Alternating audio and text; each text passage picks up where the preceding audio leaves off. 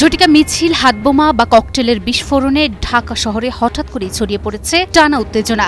আর তাই রাজধানী ও আশেপাশের জেলাগুলোতে পরিস্থিতি নিয়ন্ত্রণের বাইরে চলে যাওয়ার আশঙ্কায় সরকার নিয়েছে কঠোর পদক্ষেপ।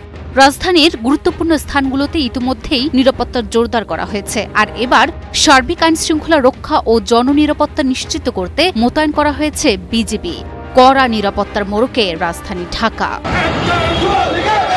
গত কয়েকদিন ধরেই রাজধানী ঢাকা ও আশেপাশের এলাকায় ঝটিকা মিছিল, হাতবোমা বা ককটেলের বিস্ফোরণ এবং যানবাহনে আগুন দেওয়ার মতো ঘটনা ঘটছে, যার কারণে রাজধানী জুড়ে ছড়িয়ে পড়েছে উত্তেজনা।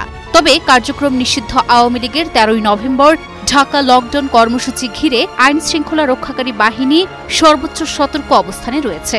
স্বরাষ্ট্র মন্ত্রণালয় ও আইন শৃঙ্খলা বাহিনী সূত্রে জানা গেছে, অরাজকতা সৃষ্টির চেষ্টা হলে ন্যূনতম ছাড় দেওয়া হবে না এমন সংকল্পে রাজধানীর ভেতর এবং প্রবেশ পথগুলোতে বুধবার থেকে শুরু হয়েছে কঠোর নজরদারি, যার অংশ হিসেবে মোতায়েন করা হয়েছে বিজিবি। 12 নভেম্বর বিষয়টি নিশ্চিত করেন বিজিবি সদর দপ্তরের গণসংযোগ কর্মকর্তা শরীফুল ইসলাম।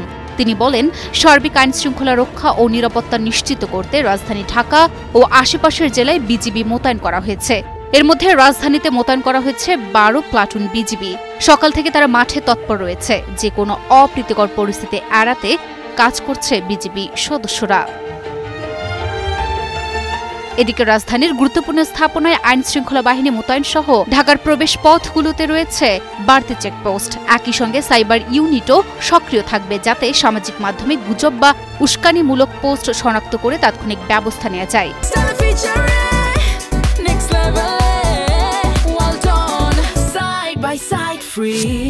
রাজনৈতিক নেতা কর্মীদের চলাচল, যোগাযোগ ও সামাজিক মাধ্যমে প্রচারিত বার্তাগুলোও পর্যবেক্ষণে রাখা হয়েছে। এদিকে পুলিশের সূত্রে জানা যায়, কার্যক্রম নিষিদ্ধ থাকা আওয়ামী লীগের কর্মসূচি ঘোষণার পর অন্তত 18টি ককটেলের বিস্ফোরণ ঘটেছে। এসব ঘটনায় 2 বার পুলিশকেও লক্ষ্য করা হয়। পাশাপাশি শনিবার থেকে সোমবার সন্ধ্যা পর্যন্ত রাজধানীতে 10টি যানবাহনে আগুন দেওয়া হয়েছে। ঘটনা তদন্তে গতকাল পর্যন্ত 50 জনকে গ্রেপ্তার করা হয়েছে।